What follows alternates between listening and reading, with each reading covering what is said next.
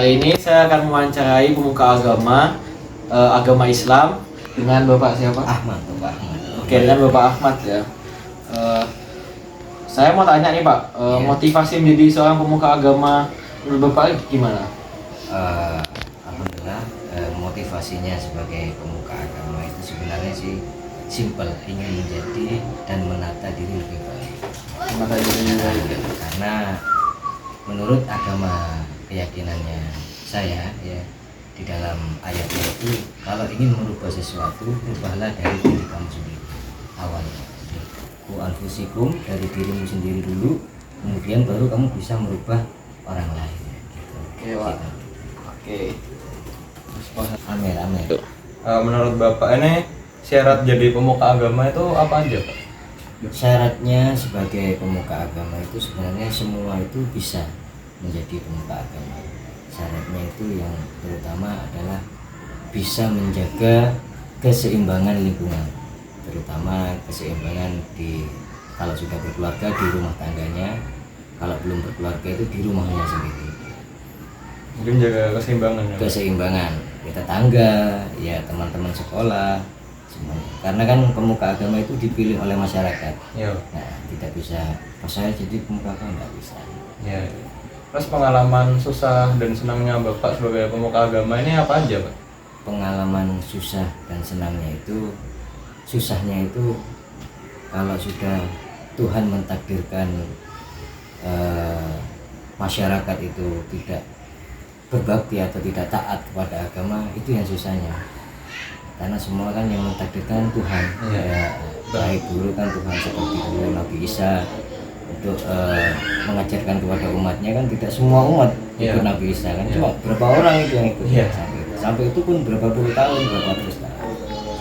Nah, senangnya itu bisa berjalan atau bisa berbakti kepada Tuhan untuk sampai kematian.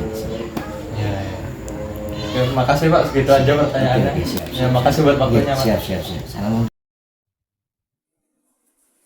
Siapa itu pemuka agama, karisma dan pelayanannya?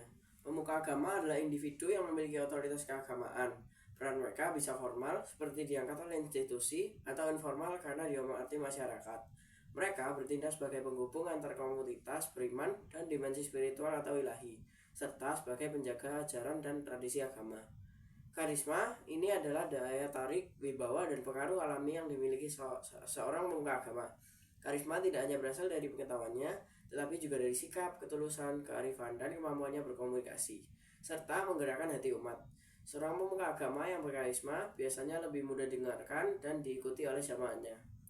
Pelayanan para pemuka agama, fungsi dan tugasnya. Pelayanan pemuka agama bersifat multidimensional, antara lain memimpin ibadah keagamaan, pengajaran dan dakwah atau khotbah, menyampaikan ajaran agama, menafsirkan kitab suci, dan memberikan nasihat spiritual.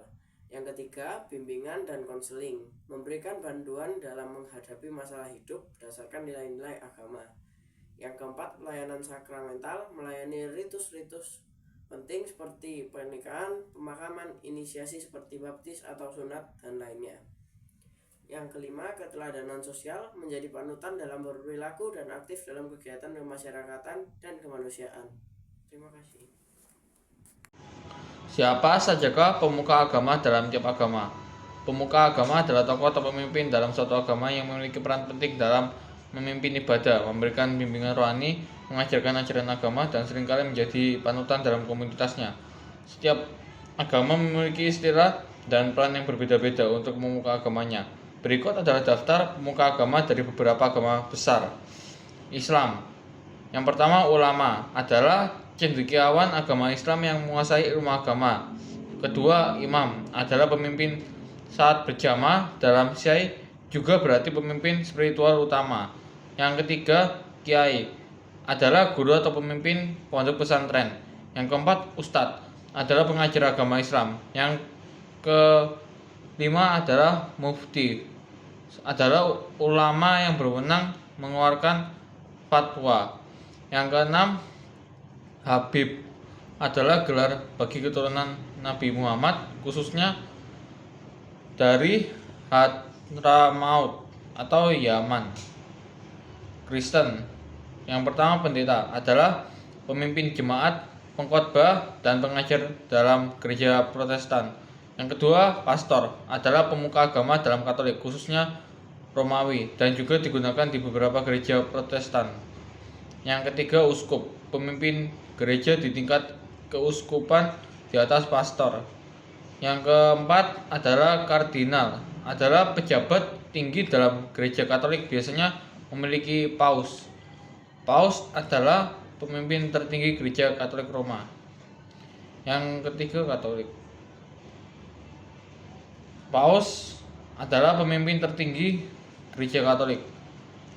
Kedua kardinal, ketiga uskup agung, keempat uskup, kelima imam atau pastor, keenam diakon adalah pembantu imam, dapat memimpin sebagian ibadah. Hindu, pandita adalah imam atau rohaniawan Hindu. Kedua pedanda adalah pemuka agama Hindu khususnya di Bali. Ketiga Brahmana adalah kasta tertinggi dalam setiap sistem Varna, biasanya berperan sebagai rohaniawan. Keempat RSI adalah orang suci atau pertapa dalam ajaran Hindu. Buddha pertama adalah biksu atau bihiku, adalah pemuka agama laki-laki. Yang kedua biksuni atau bihikuni adalah pemuka agama perempuan. Ketiga rohaniwan atau wiku adalah istilah umum untuk pemuka agama Buddha. Keempat, guru dhamma adalah pengajar ajaran Buddha. Konghucu, Rusi adalah cendekiawan ajaran Konghucu. Pemimpin lembaga agama Konghucu Indonesia atau Matakin adalah pemuka di kelenteng. Ketiga, Dewan Rohaniawan adalah terdiri dari tokoh-tokoh pembimbing rohani umat. Syarat-syarat menjadi pemuka agama dalam agama Islam. Syaratnya tidak formal, tetapi berdasarkan pengakuan umat atas ilmu yang mendalam. Ilmu yang mendalam dari Al-Quran, hadis, fikih, atau berbahasa Arab. Yang kedua adalah akhlak yang mulia, jujur, rendah hati, dan sabar. Yang ketiga adalah ketakwaan dan keikhlasan dalam menjadi pemuka agama. Kemampuan menyampaikan ajaran dengan baik juga menjadi salah satu syarat agar dapat menjadi pemuka agama. Prosesnya dengan belajar bertahun-tahun di pesantren atau kepada ulama, lalu pengakuan datang secara alami dari masyarakat.